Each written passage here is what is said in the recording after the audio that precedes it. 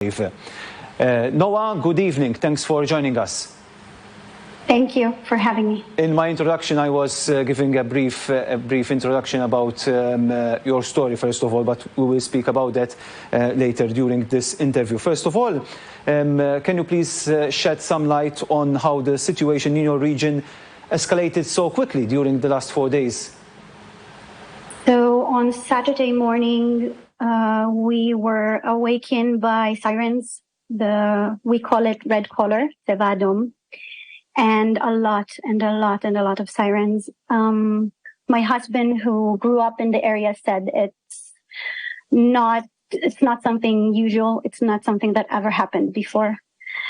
And as he's part of the civilians readiness group of the kibbutz. He got messages that there's a possible infiltration to Israel.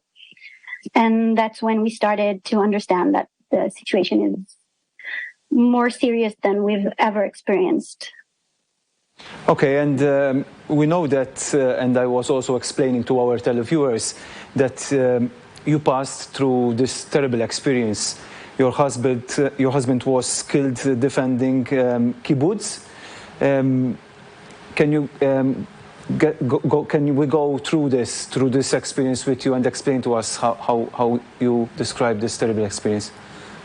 So we were in the safe room, me, my husband, and my son, when it all started.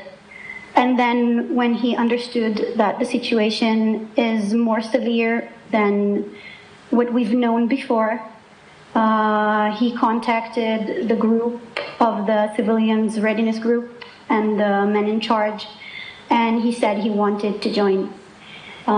This group, they have shooting skills, and some of them have rifles in their houses. My husband didn't have any rifles or guns in the house, so he actually waited for someone to come and pick him up to get a rifle from someone who was injured and can't join the situation.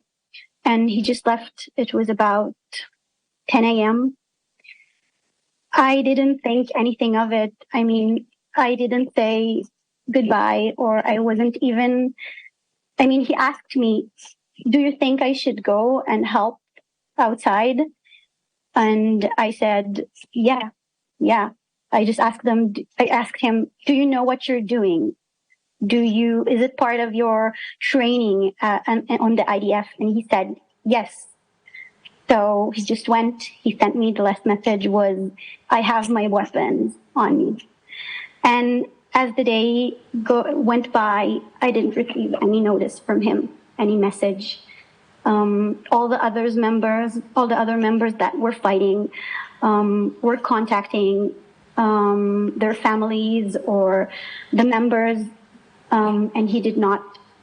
And I was waiting, and I was nervous, and I was on edge until in the evening I heard that he was killed. And you told us that you have 3 kids, right? A boy, 5 years old, and 2 twins, almost 4 years old. How is your family feeling right now? It's hard. My son is bright, and he understands that, and he has sentences that breaks my heart. He told me, Mom, it's not fair that the mean people killed Dad. It is not fair that he's dead. And I told him, yeah, it's not fair, but that's what happened. My girls, as they are smaller, they understand less, but you can see on their behavior that they understand that something is wrong. One is more reserved and quiet and keeps to herself. The other one just clings to me nonstop. She won't let me leave her side. I went here to this room alone 30 minutes ago just to make sure she's okay and not crying without me. Obviously, this is a very touching experience even for us, that we are hearing the way you are describing the experiences that you passed through. It's a very tense situation right now. What's the latest from what you're hearing? What's the latest news about the war that's going on in your region? So I'm watching much of the news. That's because there are people coming and going here all the time, coming to help us and visit us.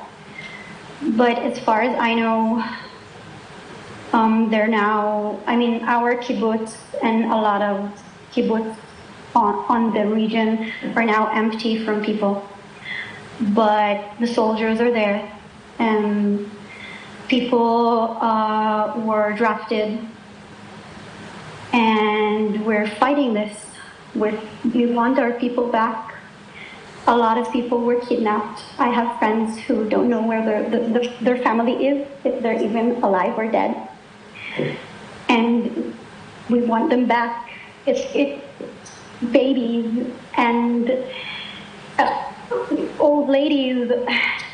My girls have a friend from kindergarten, and their mom is we don't know where she is. We want them back. Mm-hmm. Noah, thanks for being with us tonight. Thanks for sharing with us this experience. Thank you, and pray for us. Yes, we will definitely. Noah, Xobra, bl-aħħar appell tagħha fejn tgħid itolbu għalina għal dak li għaddej minnu anke r-reġjun kollu bħalissa minħabba dan il-konflitt. Ovvjament hemmhekk wassalnilkom ukoll dak il-kollegament dirett ma' Iżrael fejn samna magħkom wassalnilkom l-esperjenza ta' din il-mara illi f'dawn l-aħħar jiem tilfet ir-raġel tagħha waqt il-konflitt li għaddej tul il-fruntiera bejn it-territorju Palestinjan u n-naħa t'isfel ta' Iżrael. Kif għedna hija tema li qed tiddomina wkoll anke l-aħbarijiet relatati ma' Malta, tidher ukoll anke pubblikata fil-portal tagħna permezz tal-artiklu fil-website netnews.com.mt l-aħħar żviluppi